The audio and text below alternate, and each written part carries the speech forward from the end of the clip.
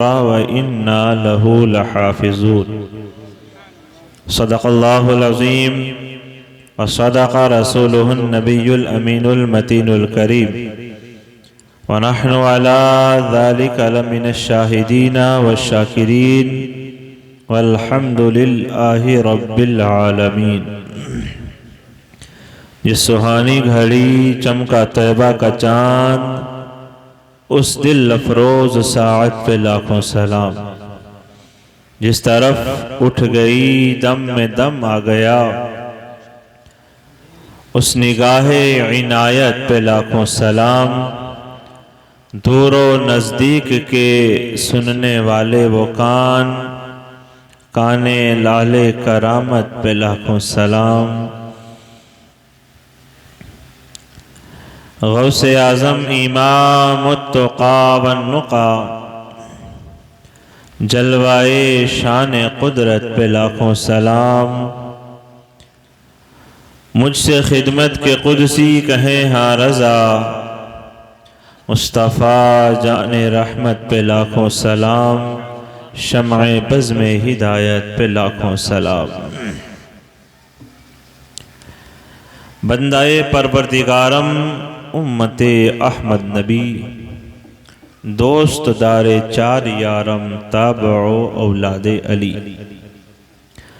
मज़हबे हनफिया दारम मिल्लते हज़रत खलील, खाक पाए गौसे आज़म ज़ेरे साया हर वली। क़ाल अल्लाहु तबारक व तआला फ़ी शान हबीबिहिल करीम, इन्नल्लाह व मलाइकतहु युसल्लूना अलन नबी, या अय्युहल्लज़ीना आमनू सल्लू अलैहि व सल्लिमू तस्लीमा। अल्लाहुम्मा सल्लि अला सय्यिदिना व मौलाना मुहम्मद व अला आलि सय्यिदिना व मौलाना मुहम्मद व बारिक व सल्लिम। सल्लु अलैहि सलातुन व सलामुन अलैका या रसूलल्लाह सल्लल्लाहु अलैहि व सल्लम।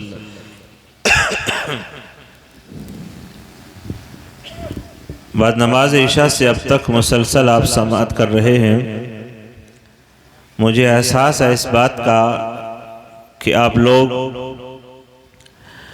रात के इस लम्हे को भी ज़िक्र खुदा में गुजार रहे हैं, लेकिन इस बात का ज़िक्र ज़रूरी है कि हम लोग गफलत में न रहें। आका सल्लल्लाहु अलैहि वसल्लम का ज़िक्र हो रहा है, ज़िक्र खुदा हो रहा है, इससे अच्छी महफिल कोई हो नहीं सकती। दुरूद पाक का मैंने आपके सामने ज़िक्र किया और अहले मोहब्बत ने पढ़ा भी। मैं ये चाहता हूँ कि इस महफिल में बैठा हुआ हर शख्स अपने नबी की बारगाह में दुरूद व सलाम का नजराना पेश करे। इसलिए कि शायर कहता है कि खुश्क शाखों को वो ताज़ा गुलाब देते हैं और अहदे पीरी को वो फिर से शबाब देते हैं।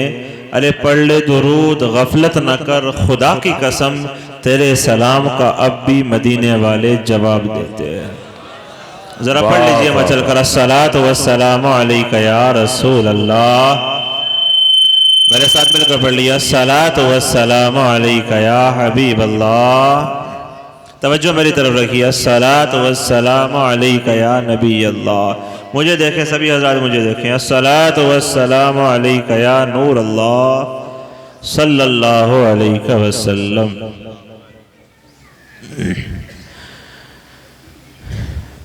इस गांव में जहां हम सब लोग हाजिर हैं, बड़े खुशकिस्मत हैं आप हजरात कि यहाँ पर अज़मत कुरान कॉन्फ्रेंस का इनेकाद किया गया है। अज़मत कुरान का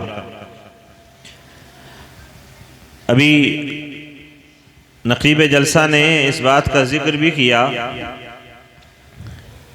कि जलसा तो दूसरे गांव में होना था, यहाँ आया। लेकिन मैं आपको एक नुक्ता देना चाहता हूँ यहाँ पर। इंसान की जो सोई हुई किस्मत है ना, इंसान का मुकद्दर कभी भी जाग सकता है।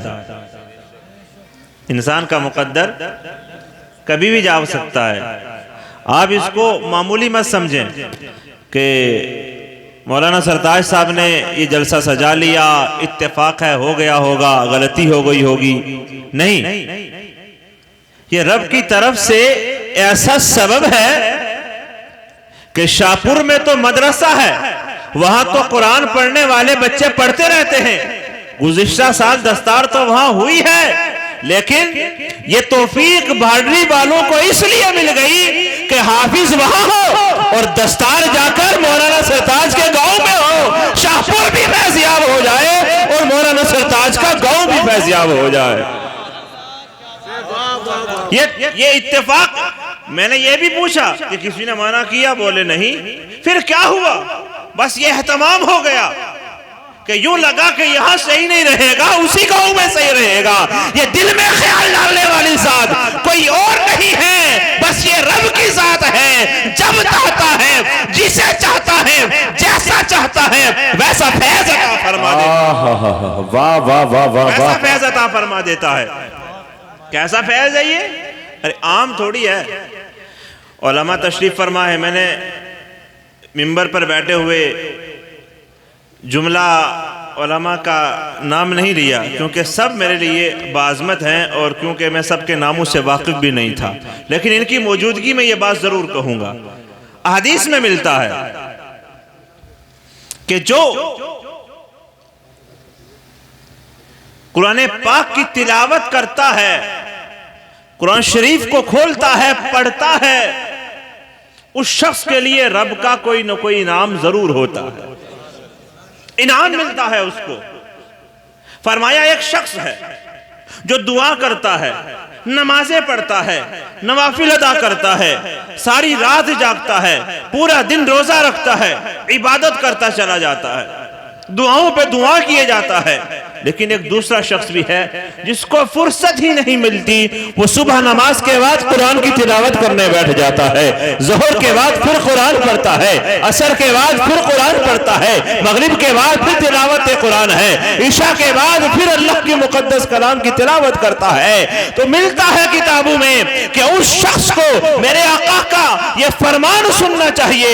उसके लिए ये बिशारत है कि जितना दुआ करने वाले को मिलता है, जितना नवाफिल पढ़ने वाले को मिलता है, उससे कहीं ज्यादा उस शख्स को मिलता है जो सिर्फ कुरान की तिलावत किया करता है।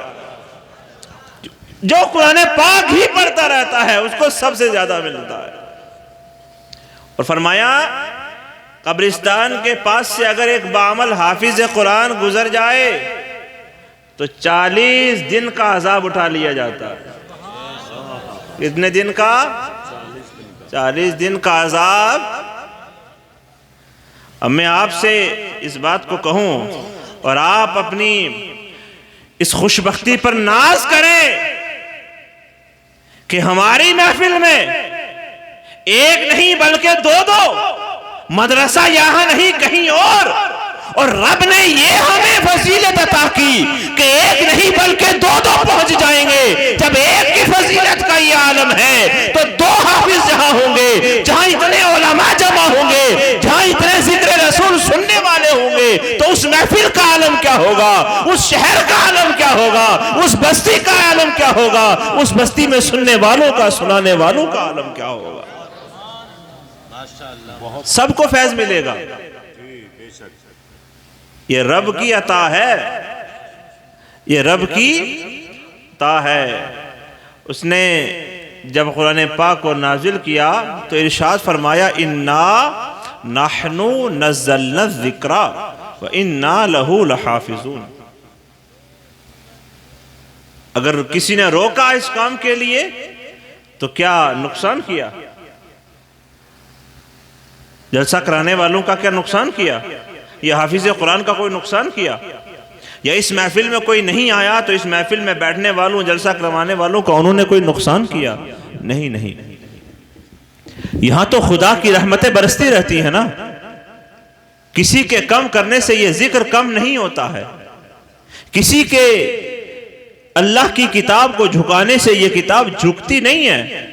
अल्लाह ने तो वादा फरमा रखा है, नाजिल करने वाला भी मैं हूं और हिफाजत करने वाला भी मैं हूं। नाजिल करने वाला भी मैं हूं और हिफाजत करने वाला भी मैं हूं। ये रब का वादा है। उसने फरमा दिया कि मैं जिसके साथ भलाई का इरादा रखता हूं ना, आका का फरमान है कि रब जिसके साथ भलाई का इरादा करता है अल्लाह उसे दीन की समझ अता करता है। उसे क्या अता करता है? दीन की। हाँ, दीन के मामले में कभी पीछे मत हटना। अभी भी कुछ ऐसे होंगे वो कहते होंगे अब लाइट भाग जाए तो एक मरतबा और हमें मौका मिल जाए जाने का, लेकिन मैं आपको सबको, महफिल में बैठने वालों सबको ये कह रहा हूं, जो मेरी बात सुन रहे हैं वो जरा बेदारी का सबूत दें, बोल दें सुभान अल्लाह, और जोर से बोल दें सुभान अल्लाह। अगर हाथ उठाकर बोल दें तो बड़ी अच्छी बात होगी। सुभान अल्लाह। बेदार है। ये जो महफिल है ना, यहां जो बैठने वाले हैं, यहां जो सुनने वाले हैं, हो सकता है कोई सोच रहा हो कि मैं उठ करके चला जाऊंगा। हाँ सही है, तेरा दिल है ये, तू उसकी पैरवी कर, तू अपने मन की मान ले, चला जा। लेकिन मेरी बात जरूर सुन लेना, जो चीज यहां बढ़ रही है तू कल शाम तक भी इंतजार करता रहे ना, वो तुझे कहीं और नहीं मिलेगी। जो चाहता है कि मुझे ये फैज मुसलसल मिलता रहे, कैसा फैज? फरमाया जहां जिक्र खुदा जिक्र रसूल होता है वो जगह आम नहीं, जन्नत की क्यारियों में से क्यारी बना दी जाती है। अब आप तो यहां बैठे हो, तो कहां हो? जन्नत की। तो कोई है और जो जन्नत की क्यारी को छोड़ करके चला जाए? मुझ गुनाहगार को जब यह सादत नसीब हुई कि मैं मदीना शरीफ पहुंचा, तो मैंने वहां पर देखा कि लोग जाने भी कुर्बान करने पर तैयार हो जाते हैं किसी सूरत से रियाजुल जन्नह में जाने का मौका मिल जाए एक लम्हे के लिए। खुदा गवाह है, मैं इस बात को अर्ज कर रहा हूं। बाद नमाज ईशा 1, 2, 3 घंटे आराम करने के बाद, कभी 2 घंटा कभी 3 घंटा, फिर यही तमन्ना होती थी यार क्या पता कल या परसों हमारा टिकट होने वाला है, आज और कल की रात बची है, एक मौका और रियाजुल जन्नह में मिल जाए, वो जन्नत के टुकड़े में एक मौका और 2 रकत नफिल पढ़ने का मिल जाए। तो आपको इस बात को सुनकर ताज्जुब होगा और आपकी मोहब्बत और बढ़ेगी कि 3 घंटे ईशा के बाद आराम करने के बाद जब पहुंच जाते तो फजर भी हो जाती थी, नंबर नहीं आता था, सिर्फ एक इसी इंतजार में वहां पर रोक दिया जाता है। बीच में पार्ट्स बना दिए जाते हैं, एक गिरोह जाता है, एक टुकड़ा छोड़ देते हैं जो उन्होंने बना रखा होता है, एक पार्ट वाले लोगों को छोड़ देते हैं, जब वो फारिग हो जाते हैं उनको निकाला जाता है, फिर रियाजुल जन्नह को दोबारा से आगे से बंद करके फिर दूसरे वाले गिरोह को छोड़ा जाता है। तो ये मुसलसल सिलसिला चलता रहता है। तो तमन्ना होती है यार एक मर्तबा मौका मिल जाए। कितनी बार हमने देखा कि लोग उस गर्मी में या वहां खड़े खड़े गिरने लग जाते हैं लोग। किस लिए? तमन्ना क्या लिए खड़े हैं?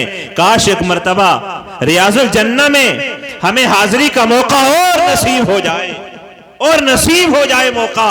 तो आपको यह मौका यहां मिल रहा है कि आप मदीना तो ना जा सके, लेकिन जहां जिक्र रसूल हो रहा है उस महफिल में बैठ जाओगे, तुम्हें भी जन्नत की क्यारी में बैठने की फजीलत मिल जाएगी, फैज मिल जाएगा, और अल्लाह की रहमत से तुम्हारी ये जिंदगी बाबरकत हो जाएगी, और बाद मरने के तुम्हारी कब्र भी आसान हो जाएगी। वाह वाह वाह वाह वाह, बहुत खूब माशाअल्लाह, बहुत खूब, सुभान अल्लाह सुभान अल्लाह। जी मुअज़्ज़ज़ उलमा तशरीफ फरमा है, हुफ़ाज़ हैं, बाज़मत शख्सियत तशरीफ फरमा है। इनसे पूछिए, ये हीरे आसानी से तैयार नहीं होते, हाफिज़ कुरान आसानी से नहीं तैयार होते हैं। आप पैसा देकर हाफिज नहीं बन सकते। आप अपना घर बेच बाच के, अपनी प्रॉपर्टी और अपना माल दे करके हाफिज नहीं बन सकते। अगर आप चाहो कि यार मैं हाफिज तो नहीं हूं, बुढ़ापा आ गया अब क्या करूंगा, चलो अपनी दौलत दे दा करके अब मैं हाफिज ही बन जाऊं, उलमा गवाह है, बन सकते हैं, हो सकता है, मुहाल है। आपको जाना पड़ेगा वहां पर, उसातिज़ा की जूतियों को सीधा करना पड़ेगा, उनके पास दो जानू बैठना पड़ेगा, उनका फैज हासिल करना होगा।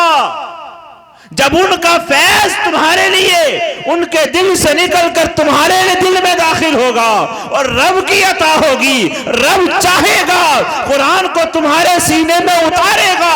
ये 1-2 दिन की बात नहीं, 2 साल भी लग सकते हैं, 4 साल भी लग सकते हैं। मैं उन हाफिजों को भी जानता हूं जिनको 11-11 साल लग गए, हाफिज कुरान न हुए। ये एक उस्ताद ही जानता है कि हाफिज बनने के लिए, हाफिज बनाने के लिए उसे रात की कितनी मेहनत मुशक्कत बर्दाश्त करनी होती है।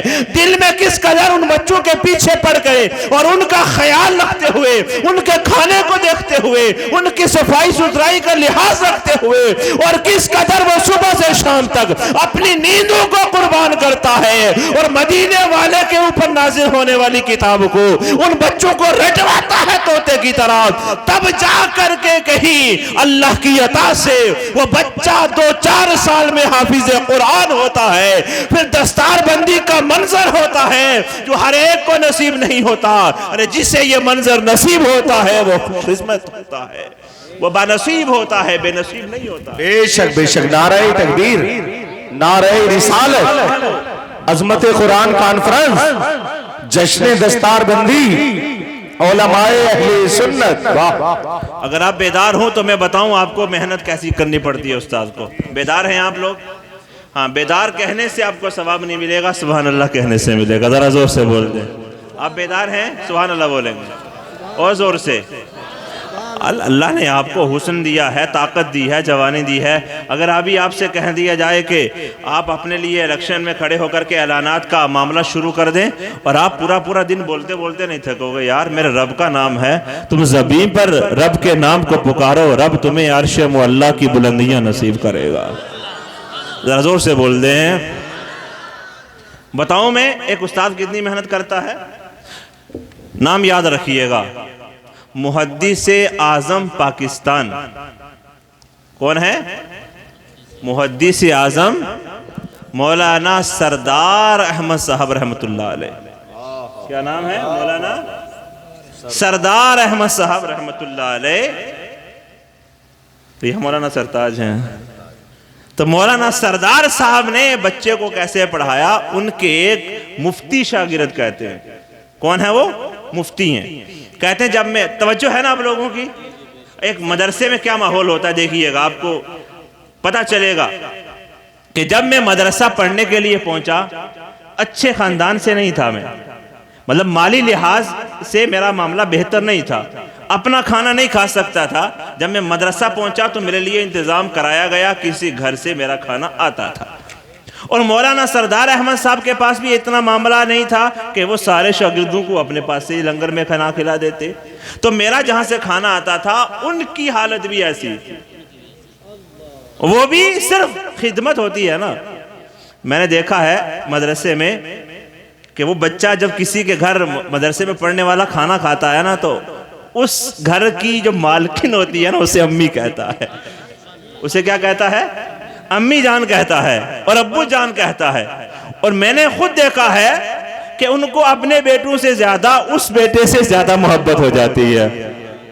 मैंने खुद देखा है, ऐसी मोहब्बत होती है कि जब अपने बेटे की शादी हो या अपना बेटा घर अलग करके रहने लगे तो नहीं रोते हैं, जब वो हाफिज कुरान होकर अपने घर जाता है तो वो रोना लग जाते हैं। वो रोते हैं कि यार ये हमें छोड़ करके चला गया, ये हमें छोड़ करके जा रहा है। तो जब उनकी तरफ से खाना आता था, कहते मैंने खाने को देखा तो कभी रात की बासी रोटी आ गई, कभी ठंडा सालन। तो मौलाना सरदार मुझ पर नजर रखे हुए थे कि नया बच्चा आया है, क्या इसे खाना वाना पसंद आया या नहीं। ये उस्ताद होता है जो बच्चे का ख्याल रखता है, उसकी फिक्र होती है कि कोई बच्चा मदरसा छोड़ करके ना चला जाए। जितना दाखिला लेने के लिए उस्ताद बेचैन होता है ना, उससे ज्यादा बेचैनी ये होती है कि कहीं वापस ना चला जाए, ये मदरसे में ही रुके। तो मौलाना सरदार अहमद साहब ने एक दिन उस बेटे को बुलाया।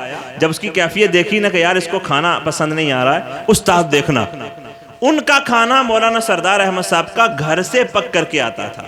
कहां से? तो जब अपने घर से आएगा तो जाहिर सी बात है कोशिश करके गर्म ही आएगा, ठंडा नहीं आएगा। जब खाना पहुंच जाता तो मौलाना सरदार फरमाते, बेटे यहां आओ, बिल्कुल नोट करने का जुमला है, हाँ अगर आपके सीने में दिल होगा जब भी ये बात टकराएगी। नहीं तो बहुत मुश्किल है। करीब बुलाया, ये उस्ताद का दिल देखना। करीब बुला करके इरशाद फरमाया, बेटे जो तुम्हारा खाना आता है ना, मैं रोजाना देखता हूँ, बड़ा अच्छा है, मुझे ये पसंद है, मैं चाहता हूँ अपना टिफिन मुझे दे दिया करो, मेरे घर से जो पक करके आता है तुम खा लिया करो। जब उस्ताद ने ये शफकत दिखाई, मदरसे के 2-4 दिन यूं गुजरे कि मैं मदरसा छोड़ जाऊंगा, खाना पीना अच्छा नहीं है, लेकिन उस्ताद ने जब अपना टिफिन खिलाना शुरू कर दिया, फरमाते हैं दरसगाह में बैठता, उस्ताद से पढ़ता, कभी उनके चेहरे को देखता, कभी हदीस रसूल को देखता, कभी उस्ताद के चेहरे को देख कर रोता था। यार ऐसे उस्ताद भी होते हैं जो अपना गर्म खाना मुझे खिलाते हैं सिर्फ इसलिए मैं इनका बेटा तो नहीं हूं, ये चाहते हैं ये कुरान पढ़ जाए, ये चाहते हैं ये हदीस पढ़ जाए, ये चाहते हैं एक आलिम बन जाए, ये चाहते हैं एक मुफ्ती बन जाए। ज़माने ने देखा, उस्ताद की इस शफकत ने ये काम कर दिखाया कि उस्ताद ने अपना टिफिन तो दे दिया, लेकिन बच्चे के दिल में ये बात बैठ गई कि बच्चा मुफ्ती बन करके मदरसे से निकला।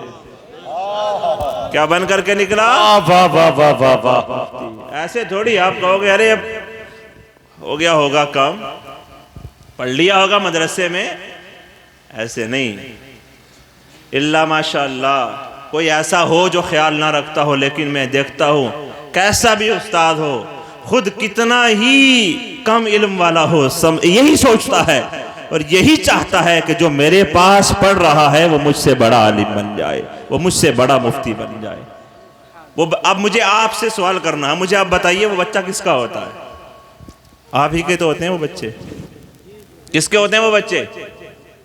फिर आपको पता फिर मिलता क्या है? ये बात उससे भी बड़ी है। तवज्जो है ना आप लोगों की? मैं एक आवाज सुनना चाहता हूं, मुझे वो आवाज बड़ी प्यारी लगती है, शायद समझ गए, मुझे वो आवाज बड़ी प्यारी लगती है, जरा जोर से। अरे रब का नाम तो प्यारा है ना, कौन नहीं सुनना चाहता? जरा सुनाओ तो अपने रब का नाम, और जोर से सुनाओ। अरे कहो ना मेरा अल्लाह पाक है, सुभान अल्लाह बोलो। इसका मतलब है मेरा अल्लाह पाक है, सुभान अल्लाह, अल्लाह पाक है, वो पाक जात है। हम गुनाहगारों पर अगर रहमत हो गई तो ये गुनाहगार भी पाक हो जाएंगे, अगर उसकी अता हो गई तो बहुत खूब, माशाअल्लाह, बहुत खूब, सुभान अल्लाह। मौत हर एक को आनी है ना। माएँ बहनें भी बैठी हैं, इनके दिल में एक तमन्ना होती है, क्या कि मेरा लल्ला जो है, मेरा बेटा जो है, हाँ वो मौलाना तुम्हारी तरह बन जाए। मैं मदरसे में पढ़ाता हूँ, मुझे इसलिए पता है। क्या कहते हैं जब आकर, क्या पढ़ाना है इसको, क्या बनाओगी मौलवी हाफिज? मुझे ना पता क्या बनाओगे, मैं चाहती हूँ तुम्हारी तरह हो जाए। हाँ, मुझे ना पता क्या होगा, मैं ये चाहती हूँ ये तुम्हारी तरह हो जाए। चलो अच्छी तमन्ना है, लेकिन एक चीज का ख्याल रखना माएँ बहनें, जब स्कूल वाले बच्चे को तुम तैयार करती हो ना, कॉलेज यूनिवर्सिटी में पढ़ाने वाले बच्चों को जब तुम तैयार करती हो तो एहतमाम किया करो, उनको सजा दजा करके खूब बढ़िया से खुशबू लगाकर अच्छे कपड़े पहना करके भेजा करो। ये बड़ी अच्छी बात है, सफाई का ख्याल रखा करो। लेकिन वो जाते हैं दुनिया की किताबें पढ़ने के लिए। क्या पढ़ने के लिए? जोर से बोलो, क्या पढ़ने के लिए? हाँ, दुनिया की किताब पढ़ने के लिए जाओ तो एहतमाम करो, मैं कहता हूँ। लेकिन जब रब का कुरान पढ़ने के लिए भेजो, जब आसमानी किताब को पढ़ने के लिए भेजो, जब मदीने वाले आका पर जो किताब नाजिल हुई है उससे बड़ी कोई किताब नहीं है, उससे आला कोई किताब नहीं है, उससे अफजल कोई किताब नहीं है, जब दुनियावी किताब के लिए तुम एहतमाम करो तो सोचो जो बच्चा मेरा मदरसे में जाता है, मुझे उससे कई 100 गुना ज्यादा इस बच्चे के लिए, उससे कहीं ज्यादा इस बच्चे के लिए एहतमाम करना है। अब आप कहोगे क्यों? आप मुझसे सवाल कर सकते हो, क्यों इसके लिए एहतमाम क्यों करें? जी, ये सवाल कर सकते हो आप, और करो भी। क्यों? क्योंकि मैं उसका जवाब देने वाला हूं। इसलिए मौत तो हर एक को आनी है ना। मैं अपना जिक्र करता हूँ, आप बुरा मान जाओगे, कहीं कहोगे हमारी मौत का जिक्र क्यों छेड़ रहे, अभी तो हमें बहुत कुछ देखना है, लल्ला की शादियाँ बाकी हैं, अभी फलाना काम देखना है, फलाना काम देखना है। तो चलो कोई बात नहीं, मैं अपनी मिसाल देता हूँ। मौत का वक्त मुकर्रर है, मौत आ गई। 2 बेटे हैं मेरे, मिसाल दे रहा हूँ, एक हाफिज कुरान है और एक इंजीनियर, डॉक्टर, प्रोफेसर, दुनियावी इल्म पढ़ा हुआ है, कुछ भी समझ लीजिए। दो हैं, माएं बहनें सुनेंगी इस बात को। जब मैं या कोई भी शख्स मर्जुल मौत में मुब्तला हो गया तो किस चीज की जरूरत है? ईमानदारी से बताना। ये नहीं कि सैयद साहब ने पूछा है तो बताना पड़ेगा। ईमानदारी से बताओ, जरूरत किसकी है? जरूरत किसकी है? जोर से बोलो। हाफिज कुरान की जी। अब जरूरत हाफिज कुरान की। जब हर घर में डॉक्टर, इंजीनियर, प्रोफेसर हो, उसका काम तुम्हें ऑफिस में दिखाई दे जीते जी, और जब मौत का वक्त आए तो फिर हाफिज जी भी तो होना चाहिए, फिर एक हाफिज कुरान भी तो होना चाहिए, उसकी भी तो जरूरत है। चलो मान लो उससे तुम्हारा काम पूरा हुआ ना हुआ।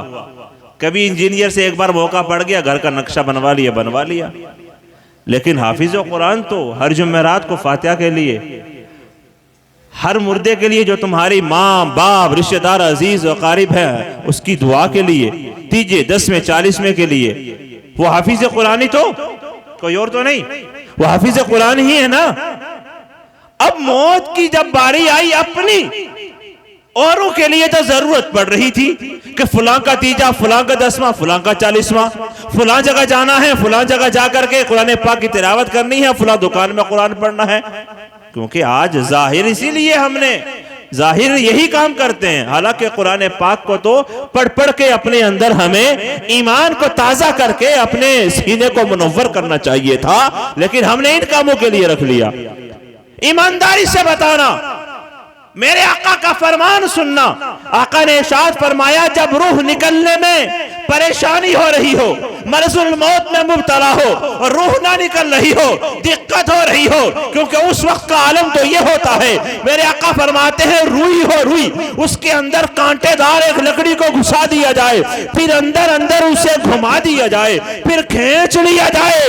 ऐसे रुई का एक एक तार खींच करके आता है, ऐसे ही रूह निकलते वक्त परेशानी होती है। उस वक्त का आलम क्या होता है? आका ने फरमाया, जब ये कैफियत हो जाए मुर्दे की, उसके पास बैठकर अरे सूरह यासीन पढ़ लिया करो, वो लम्हा आसान हो जाएगा, उसकी रूह आसानी से निकल जाएगी। अब मुझे बताना, जरूरत थी सूरह यासीन पढ़ने वाले की। इंजीनियर आया, कुरान नहीं जानता, डॉक्टर आया, कुरान नहीं जानता, और दुनियावी इल्म पढ़ने वाला आया, कुरान नहीं जानता। जब कुरान नहीं जानता तो जरूरत पड़ी हाफिज साहब की। अब हाफिज साहब को तलाश कहां करे? या तो मस्जिद जाएगा या तो मदरसा जाएगा। अरे मस्जिद पहुंचा, पता चला कि आज इमाम साहब है ही नहीं, आज तो छुट्टी पे हैं, तो कहां गया? मदरसा। मदरसा पहुंचा तो क्या देखा कि मदरसे में तो रमजान मुबारक की छुट्टियां हो चुकी हैं, 15 शाबान से वक्त ज्यादा हो गया, वहां पर भी ताला है। तो जरूरत हाफिज कुरान की। डिग्रियां सारी ले आए और लाकर तकिए के पास सिरहाने उसके रख दे, कभी उसकी वो मौत की सख्ती आसान नहीं हो सकती। मेरे आका ने फरमाया, मौत की सख्ती जब आसान होगी जब तू सूरह यासीन की तिलावत कर लेगा, जब तू कुरान पढ़ेगा। अब कुरान तेरे बेटे को आता नहीं, तूने लाखों लाख रुपए खर्च करके अपने बेटे को डिग्रियां तो दिलवा दी, आज वो डिग्री किसी काम की नहीं है। जरूरत पड़ रही है हाफिज कुरान की, ना मस्जिद में मिले ना हाफिज मदरसे में मिले तो कहां जाएगा? अरे थोड़ी देर गुजरती है, तड़पता हुआ वापस आता है और घर के अंदर देखता है कि माँ तड़प तड़प कर मर रही है, बाप की रूह निकल रही है, लेकिन सूरह यासीन पढ़ना मुझे नहीं आती। माँ तड़पती तड़पती मर जाती है, अरे बाप तड़पता तड़पता मर जाता है, लेकिन अगर घर में हाफिज कुरान होगा, इधर माँ को मरजुल मौत में मुब्तला हो, इधर बाप मरजुल मौत में मुब्तला हो, माँ पुकारे मेरे प्यारे बेटे, हाफिज कुरान, आलिम दीन, मुफ्ती साहब, मुझे यूं लगता है कि मेरा बुलावा आ गया है, वो बेटा जल्दी से चला जाए। अरे वजू कर ले, वजू करने के बाद कुरान उठा ले, माँ के सिरहाने बैठ जाए। पता क्या चले कि उसकी माँ तो तड़प तड़प कर मर रही थी, थी, डिग्रियां काम नहीं आ रही थी, और यहाँ पर बेटे ने कुरान खोला, सूरह यासीन पढ़ रही है और माँ मुस्कुराती हुई दुनिया से जा रही है और जमाने वालों को बता रही है, बाप दुनिया से मुस्कुराता हुआ जा रहा है और जमाने वालों को बता रहा है, ए दुनिया की तालीम हासिल करने वालों, ए कुरान से बोलने वालों, तुम आज भी तारीकी में हो, बात मरने के भी तारीकी में रहोगे। मैंने बेटे को हाफिज कुरान बनाया, सारी जिंदगी उसने मेरे लिए दुआएं की, मेरी खिदमत की है। आज जब मैं मर रही हूं, अब भी मेरा बेटा कुरान पढ़ रहा है, मेरी मौत आसान हो रही। वाह, नाराए तकबीर, नाराए रिसालत, अजमत कुरान कॉन्फ्रेंस, जश्ने दस्तार बंदी, हुजूर सैयद नजीरुल कादरी साहिब किबला, उलमाए अहले सुन्नत। वाह, बहुत खूब, माशाअल्लाह। आसान मौत किसकी होगी? हदीस पाक सुनिए, नूरे मुजस्सम सरवर आलम प्यारे आका सल्लल्लाहु अलैहि वसल्लम ने इरशाद फरमाया, इन्नमल इबरतु बिल खवातीम, एतबार खात्मे का होगा। जैसी तुम्हारी मौत होगी वैसी तुम्हारी जिंदगी। एतबार किसका होगा? खात्मे का होगा। जब तुम्हारी मौत अच्छी और खूबसूरत हो गई तो समझ लो तुम्हारी सारी जिंदगी खूबसूरत है। और मौत खूबसूरत किसकी हुई मुझे बताना ईमानदारी के साथ। इसकी मौत खूबसूरत हुई है जिसने अपने बेटे को हाफिज कुरान बनाया था और उसने मरते वक्त माँ के पास बैठ के सूरह यासीन पढ़ी थी और माँ की रूह आसानी से निकल गई थी। माँ की जुबान पर उस वक्त में सूरह यासीन के वो कलिमात थे, यानी कुरान पढ़ते पढ़ते माँ दुनिया से जा रही थी। क्या बना सबब कि माँ मरते वक्त कुरान पढ़ रही है? एक तो रब की अता है और उसके साथ साथ उस बेटे की वो मेहनत है जिसने ये 8 साल 4 साल 2 साल मदरसे में लगाए और कुरान पाक को हिफ्ज किया। या कुरान पाक ना पढ़ा, कुरान पाक तो पढ़ा लेकिन साथ साथ में हदीस रसूल को भी पढ़ा, आलिम दीन बना, मुफ्ती बना, और आज दुनिया में माँ बाप की खिदमत तो करता रहा और आज मरते वक्त भी सूरह यासीन पढ़ी और नमाज जनाजा पढ़ाने के लिए भी खुद ही खड़ा हो गया। एक बात बताना, ईमानदारी से बताना, ईमानदारी से, माएँ बहनें भी और मर्द हजरात, ईमानदारी से बताना, तुम्हारे हाथ में चोट लगी हो, ईमानदारी से बताना, या हॉस्पिटल चले जाओ, डॉक्टर्स हो वहां पर और तुम्हारा ऑपरेशन होना हो, ओपन ऑपरेशन, तो डॉक्टर कट लगाए या डॉक्टर कहे कि यहाँ चीरा लगेगा, चीर फाड़ करके इसके अंदर का गुदूद या पानी कुछ भी है निकालना पड़ेगा। आपके पास आपका बेटा भी हो और वहाँ हॉस्पिटल में खड़ा हुआ कोई और डॉक्टर भी हो, आप क्या कहोगे? मेरा हाथ कौन पकड़े? बोलो जरा, बोलो बोलो, जरा जोर से बोलो ना। अब बोलिए क्या परेशानी? बेटा, कौन बोले? बेटा। किस लिए? किस लिए कि मेरा बेटा मेरे हाथ को पकड़ेगा तो जरूर हो सकता है डॉक्टर दबा दे, तकलीफ ज्यादा हो, लेकिन मेरा बेटा मेरे हाथ को दबाएगा नहीं, आसानी होगी। ये जरूर है मौलाना नमाज जनाजा तो पढ़ा लेंगे, लेकिन मजा जब आएगा जब बेटा माँ की मोहब्बत में नीयत बांधे खड़ा होगा और रब की बारगाह में दुआ कर रहा होगा, अल्लाहुम्मा ग़फ़िर लिहय्यिना व मय्यितिना, ए अल्लाह मग़फ़िरत फरमा दे इस मैयत की। वो मैयत कौन है? वो मैयत तो मेरी माँ है ना। जब आंख से आंसू निकलेंगे, दिल रो रहा होगा, और याद रखना शायर ने कहा, रे दिल से जो आह निकलती है असर रखती है, अरे बाजू तो नहीं लेकिन फिर भी ताकत परवाज़ रखती है। और जब दिल से आह निकलेगी तो काम हो जाएगा, बेड़ा पार हो जाएगा। माँ के लिए जब दिल से बेटा रो रो करके दुआ करेगा, अल्लाह की रहमत जरूर कबूल फरमाएंगे, जरूर कबूल फरमा देगी। खत्म कर दिया जाए। अच्छा माशाल्लाह, मुझे तो लग रहा है शुरू ही हुआ अभी। दरूद पाक पढ़ लीजिए, अल्लाहुम्मा सल्लि अला मुहम्मद व अला आलि मुहम्मद व अस्हाबि मुहम्मद व बारिक व सल्लिम, सल्लु अलैहि सलातु व सलामन अलैका या रसूल अल्लाह सल्लल्लाहु अलैहि वसल्लम। हुक्म हो चुका है बात को ख़त्म करने का, लेकिन कोशिश करूं कि और समेट कर इख्तिताम तक ले जाऊं। वो आखिरी कलिमात जो है ये दिल तक पहुंच जाएं, छू जाएं दिल को। आखिरी कलिमात हैं, सुनिएगा। मैं मिसाल देकर के बार बार आपको समझा रहा हूं क्या लोगों आ जाओ, करीब आ जाओ, अरे आ जाओ, कुरान का दामन थाम लो, कुरान की आगोश में आ जाओ, हदीस मुस्तफ़ा को पढ़ लो, रब के फरमान को पढ़ लो, उस ऊंची जात वाले का जिक्र कर लो, तुम भी ऊंचे हो जाओगे। इससे बड़ा कोई जिक्र नहीं है। तवज्जो कीजिए, फरमाया गया कि एक शख्स है, माल है बेशुमार, तवज्जो है ना आप लोगों की, दौलत बहुत है। एक बादशाह, उसने अपने खुद्दाम को हुक्म दिया कि शाही सवारी तैयार करो, अच्छा घोड़ा हो, सबसे अच्छा लिबास मुझे पहनाया जाए, सबसे अच्छा लिबास मुझे पहना करके मुझे आज कहीं सफर पर जाना है। शाही फरमान जारी हो गया, सारे खुद्दाम साथ में, काफिला चल पड़ा। अब आपने बार बार सुना कि मौत का कोई वक्त मुकर्रर है, हमें पता नहीं, एक लम्हे बाद, 2 लम्हे बाद, 4 लम्हे बाद, 1 दिन 2 दिन, कुछ पता नहीं, मुकर्रर है मौत का वक्त।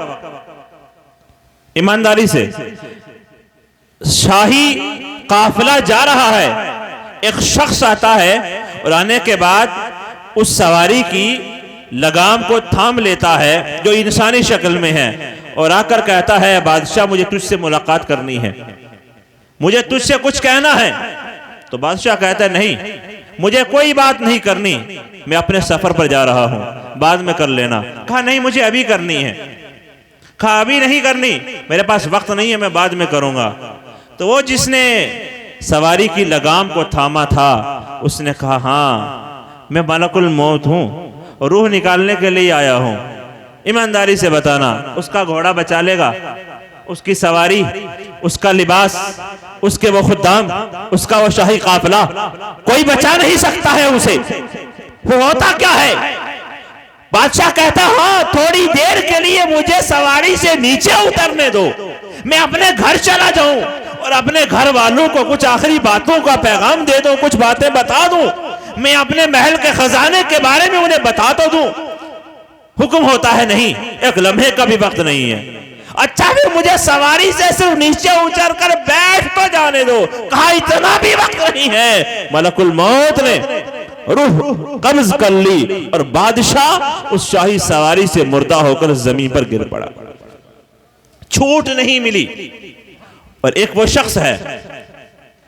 शख्स है कि जिसने नमाज की नीयत बांधी है, नमाज अदा करता है, कभी जोहर, कभी असर, कभी मगरिब, कभी इशा, कभी तहज्जुद, कभी वो कुरान पढ़ता है, कभी जलसे में जाता है, महफिल को सुनता है।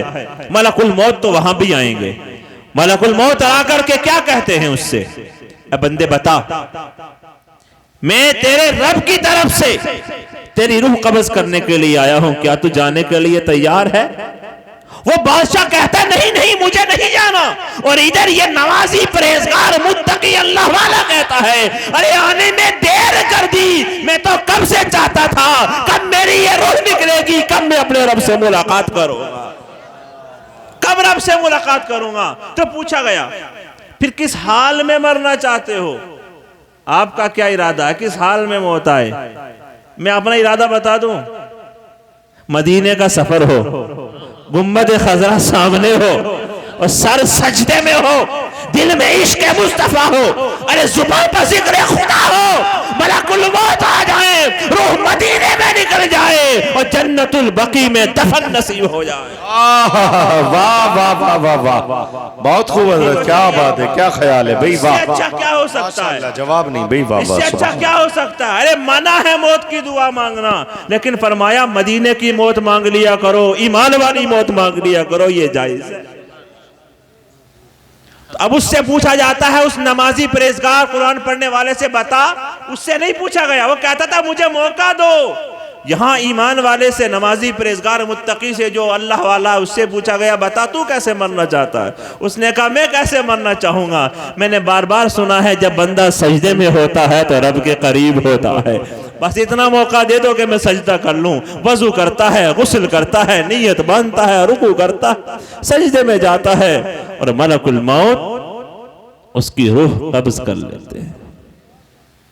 तुम्हारा मेरा इरादा बादशाहों वाला नहीं।